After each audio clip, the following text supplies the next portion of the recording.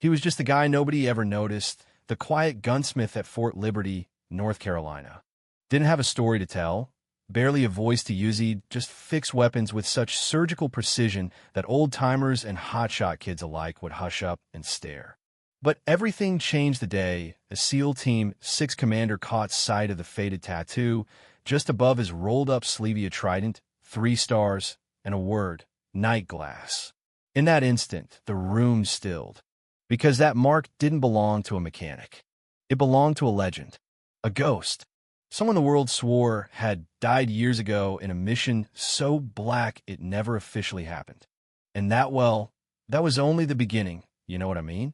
Fort Liberty thrummed with tradition, pressure, and the hum of training for wars most folks would never hear about.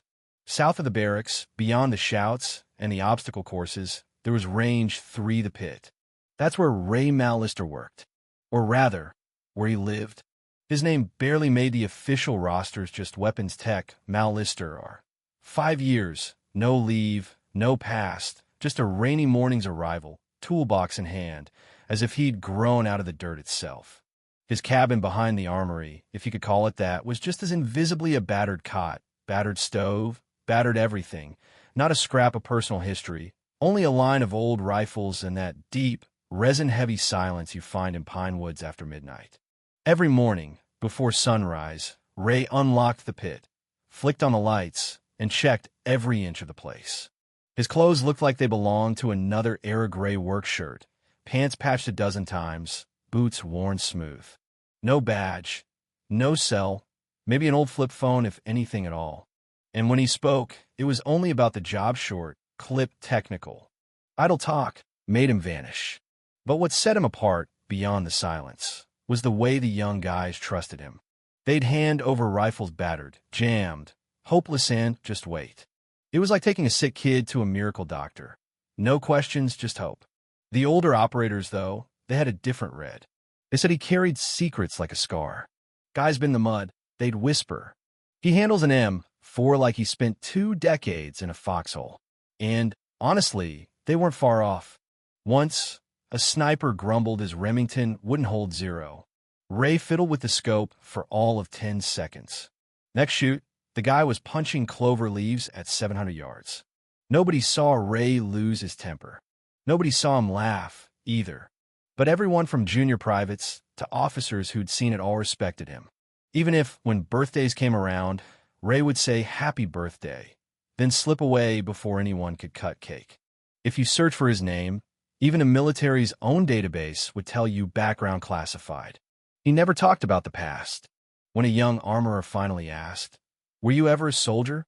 Ray just shrugged. "Fix a lot of things. Now I fix guns." But anyone paying attention could see Ray never used a manual, not for the newest rifles, not for prototypes, nothing. He'd listen to a jammed pistol, weigh it in his hand, diagnose a third-round stovepipe, and the thing would run flawless. He felt broken hardware, like some kind of sixth sense. And his hand calluses in all the wrong places, trigger finger polish smooth, a silvery scar on his left wrist, the old flex in his shoulder, the subtle lean of a lifelong survivor. Some said his left eye was always narrowed from too many hours behind a sniper scope. His movements weren't accidental, they were muscle memory, carved by hard experience. One day, when a Black Hawk roared overhead, Ray's body just reacted crouched, hand to his hip, ready for something nobody else could see. Another time, a young SEAL snuck up behind him. Ray twisted, knocked the hand away, and in a blink was ready for a fight, no hesitation, all instinct. Not something you learn at the rear, but something you never forget if you survive. So, rumors grew. Was he a ghost from SEAL Team 6? Was he even real? Nobody could prove a thing. Until the day Sergeant Travis Bell, the resident hardass, decided to put him to the test.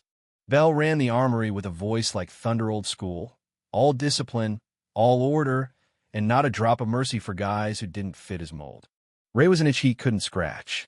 For months, Bell needled him, poked, prodded, called him a relic, a fossil, a joke. One muggy morning, with the pit full of operators and the tension sharp as a knife, Bell strode in carrying a Barrett .50 cal, slapped it down in front of Ray, and said, "Let's see how the old man handles real firepower." The crowd expected a show, maybe a breakdown. Instead, Ray handled the weapon with eerie calm, diagnosing not just one problem, but a cascade of sabotage-fouled piston, worn optics, overfiled bolt, a razor cut inside the chamber. The room went silent. Bell looked small. Ray's quiet precision had turned humiliation into revelation. The story spread.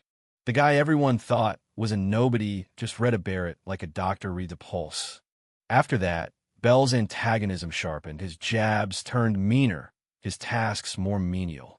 But Ray, he never bit, never spoke, never flinched. Until the day Bell slammed his hand down, demanding answers. Who was Ray Mallister? Really? For a second, you could feel the room freeze. Ray's hand closed around a screwdriver, the old reflex alive and terrifying. And in that charged pause, everyone understood Ray could end this now.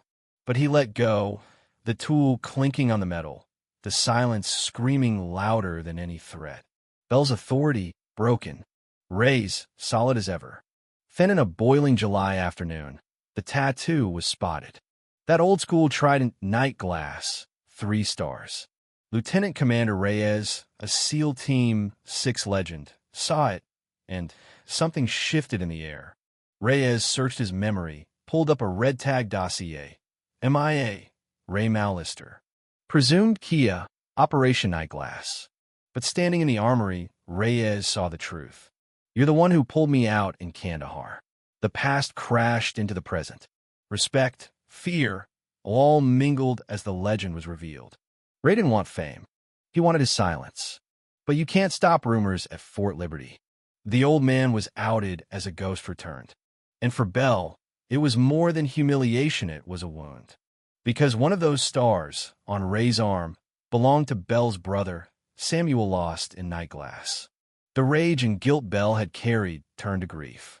The two men sat in the workshop, old enemies united by loss, Ray's words settling like a benediction. "I wasn't the man your brother tried to save. I was just the one left standing." Soon after, the general called Ray in. She needed someone to train a new class of snipers, mixed gender, best of the best, but missing what only a survivor could teach.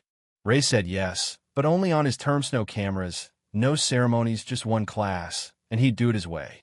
7 candidates showed up, expecting lectures and push-ups.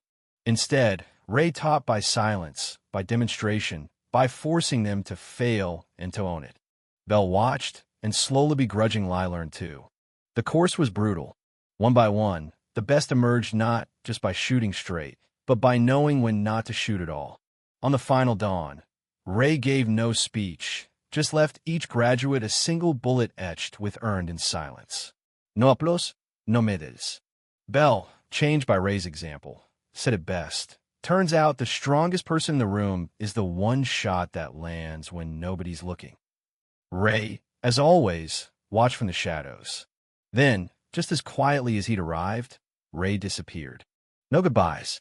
Only a spotless workbench, a box with 3 items, a wooden bullet, a map, a Polaroid of 3 young men who'd fought together and survived, and sometimes didn't. The legacy he left wasn't in records or rank, but in the quiet changes he'd set in motion on a Night Glass initiative, grants and gifts for wounded soldiers, scholarships for women marksmen. Nobody could trace the source, but the base was better for it.